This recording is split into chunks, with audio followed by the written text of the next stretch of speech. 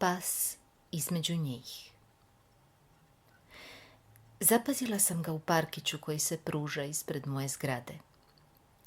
Na 5. sam katu, pa imam pogled na širi prostor koji obuhvaća zgrade sa svih strana parka. Drveće i grmlje djelomično zaklanjaju pogled, no nemoguće ga je ne vidjeti. Zlatni retriver, vrlo lijep pas, još mlad čini mi se. Kad god pogledam kroz prozor, on je vani. Ne vidim da ga netko čuva, samo kasno navečer primjećujem da ga više nema.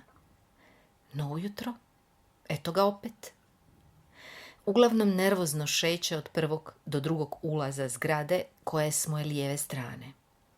Kad mu dojadi, sjedne na klupu i napeto prati tko ulazi i izlazi iz tih haustora. Ne razumijem što se s njime događa i počinjem ga pratiti. Cijeli dugi dan imam pred sobom i ako ne izađem van, izgubim pojam o vremenu. Rano pada mrak, a pas je i dalje vani. Bez obzira što su već svi šetači pasa prošli parkom i ušli u svoje zgrade.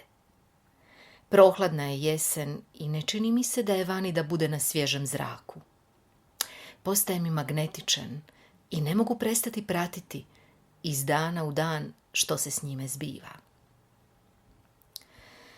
Preko vikenda, navečer, kad me shrva izvjesnost da moj prijašnji život prolazi bez mene, prepuštam se praznini. To me toliko preuzme da prestanem gledati psa. Kad dođe ponedjeljak ujutro, budim se po navici i tražim rukom budilicu, ali nije uz krevet. Nedostaje mi moj bivši kvart i stari stan. Ovaj mali zatvara me u nešto čemu još nisam pronašla svrhu. Ustajem oko podneva i postajem svjesna da sam ispustila iz vida psa. Pogledam kroz prozor i vidim ga opet na istom mjestu. Opažam na njemu razlike. Iz dana u dan sve mirniji, umorniji, žalosniji. Ne shvaćam zašto nitko ne dolazi po njega, a opet čini se da je sit i uredan. Tih ostavljenih jesenskih jutara njegova mi je usamljenost nepodnošljiva. Siđem u park, donosim mu hranu. Zovem ga umiljatim gestama, prilazim i okljevajući. Neće hranu, ali daje mi da ga pomazim kako bi izrazio zahvalnost. Pokušavam ga navesti da krene za mnom prema mom ulazu i zaista krene, no kad priđemo vratima on shvati što želim, odvaja se od mene i krene na drugu stranu, pred ulaz pokrajnje zgrade. Ne znam što ima tamo tako privlačno. Na trenutak sam, kad je krenuo za mnom, pomislila da bismo nas dvoje mogli biti dobar par, ali, kao i obično, fikcionaliziram stvarnost. Jedno jutro ustanem vrlo rano i pogledam kroz prozor. Maglovito i vlažno, jedan od onih sivih dana kada se lijepi lišće za potplate i hladnoća zavlači u rukave. Psa još nema. Pretražujem pogledom sve zakutke parka. Odjednom otvara se haustor pokrajnje zgrade i pas kao metak izlijeće van. Neka je žena otvorila vrata i pustila ga, ostavila zdjelicu s hranom pred ulaznim vratima i odmah se povukla nazad. Pas se zaljeće po drvo i obavlja nuždu. Potom brzo trči nazad pred ulaz, ali vrata su se već zatvorila. On pogne glavu i rep, strovali se i ostane pred ulazom prostrt kao probušena vreća pijeska. Kad prolazim parkom, sad smo već znanci, pozdravlja me mahanjem repa, prilazi i gura glavu u noge. Razgovaramo nas dvoje jezikom dodira koji razumiju svi sisavci, ali ne mogu od njega saznati zašto je izbačen iz kuće. Kasnije ga promatram s prozora. Sjedi i gleda, ali naprosto nema volje za druženjem s drugim psima koji dolaze sa svojim vlasnicima. Drugi psi su u odnosu na njega tako sigurni u sebe i on ih ne zanima, sklapaju prijateljstva sa sebi ravnima. Čak i dvorišne mačke koje od drugih pasa bježe, prema njemu su ravnodušne, Kradu mu besramno hranu iz zdjelice koja ga čeka pred ulazom. Znaju da iza njega ne stoji čovjek. Pitam ženu koja čisti stubište u našem ulazu i u susjednim zgradama, je li primijetila napuštenog zlatnog retrivera u parku. Nije vam on napušten, njegovi se gazde razveli. Sad žive ulaz do ulaza. Jedne večeri izađem u grad i u povratku zastajem u parku. Vidim psa kako čeka pred susjednim haustorom iste zgrade odakle je ujutro izašao. Uznemiren je i u stanju pripravnosti. Pričekam neko vrijeme zaklonjena drvetom. Izlazi muškarac i pušta psa unutra. Još časak ostaje na vratima i ogledava se prije nego što uđe u haustor. Srce mi se uzlupa. Nisam sigurna u ono što vidim. Vraćam se uznemirena u svoj brlog. Drugo jutro rano iskočim iz kreveta, brzo se obučem i siđem u park. Gledam ulaz iz zaklona, sve dok muškarac ne otvori vrata i pas izjuri van. Muškarac se kratko osvrne oko sebe i odmah povlači unutra. Gotovo posve ćelav i više nije vitak. No bez obzira na sve, još je to uvijek isti muškarac. Pratim s prozora kad odlazi od kuće i jedno jutro odlučim proći parkom u isto vrijeme.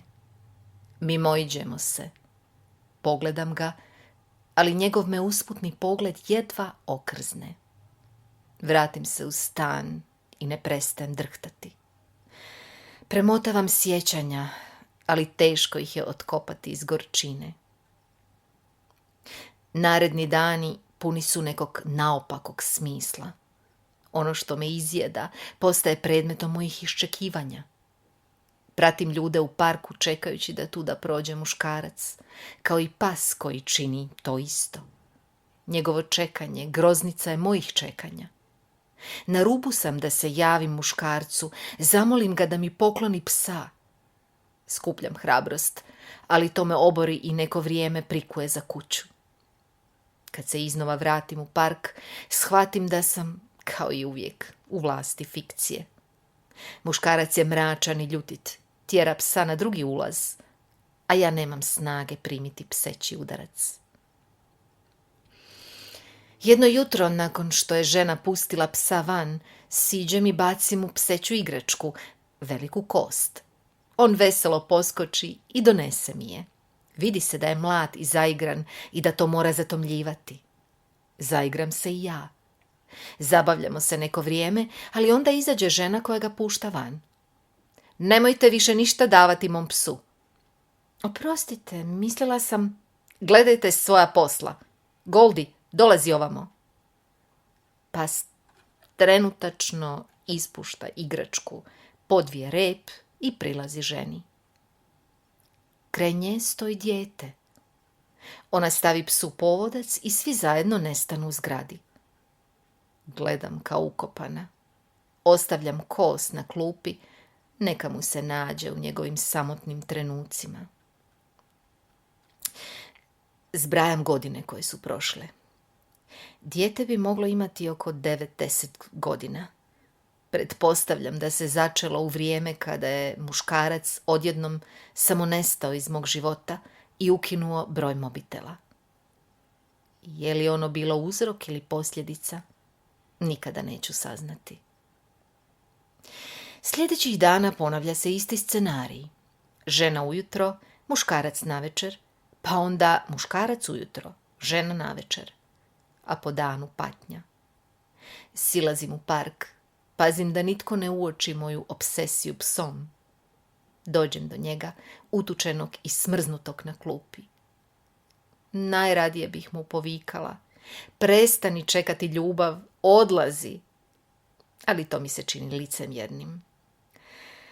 To što pripadam vrsti homo sapiensa ne daje mi za pravo da mu dijelim lekcije i ponižavam ga zbog istih razloga koje sebi opravdavam.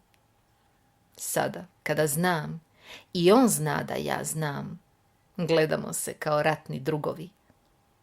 Neki ljudi oko nas vode bitke, a mi samo pokušavamo ostati na životu. pogladim ga po toj njegovoj prepametnoj glavi, ali ne smijem se predugo zadržavati. Mogu me vidjeti s prozora, trebala bih biti opreznija. Gleda me mekim očima koje sve razumiju. Ne možeš biti moj, mladiću, šapne mu na uho. Kradem još pokoji dodir prije nego odem. Dlaka mu je vlažna, blago drhti dok moja ruka klizi po njegovim leđima, ali ne okreće glavu prema meni. Pokušavam se odijeliti od boli razumskim objašnjenjima. Ustajem i odlazim. Nemoguće je ljubavlju tražiti ljubav. Potrebno je još nešto što zadire u sferu boli. Razmišljam o toj činjenici koju ne mogu promijeniti. Mladić koji me posjećivao prije 10 godina imao je nepotkupljivu narav svog psa. Primao je moj dodir, ali hranio se negdje drugdje. Otkad sam u mirovini, samo postojim, a mogla bih jednako tako i ne postojati. Ne možemo uvijek birati koju ćemo stvarnost živjeti, jer je ljubav to što čini razliku. U mom životu naprosto nema toga što bi pomirilo moja sjećanja i uspokojilo misli na psa, a da ja sretno postojim.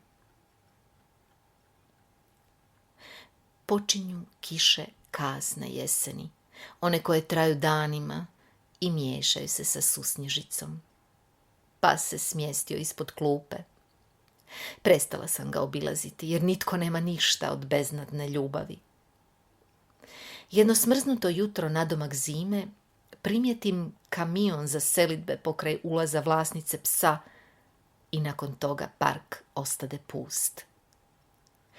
Za kratko vrijeme prestala sam u prolazu kroz park viđati i muškarca. Očito je za njega završila jedna etapa života. Tek mu je 40, još može započeti novi život i imati drugog psa. Kad me napustio, borila sam se s pomisli da meni nije dano da dostignem sreću, no sreća je pojam kojeg previše vezujem za druge ljude. Ako damo ključ svoje sreće u ruke drugom čovjeku, onda moramo prihvatiti sve što će s time otključati. Stvari treba sagledavati onakvima kakve zapravo jesu. Vrijeme se ispunilo maksimumom koje je moglo dati. Nakon određene točke treba se pomiriti s time da naprosto nema kapaciteta za više i da je vrijeme dodijeljeno za nekoga ili nešto isteklo. I na kraju života osjećat ćemo isto. 25 godina sam starija od tog muškarca i to mi je savršeno jasno. Ali zbog takvih istina umire se prije vremena. Samo se nadam da je moj nesuđeni pas sada sretan. Znam da mu je pripala tek polovica sreće. No koji je pas ikada od ljudske naravi dobio sve ono što mu po njegovoj psećoj biti pripada?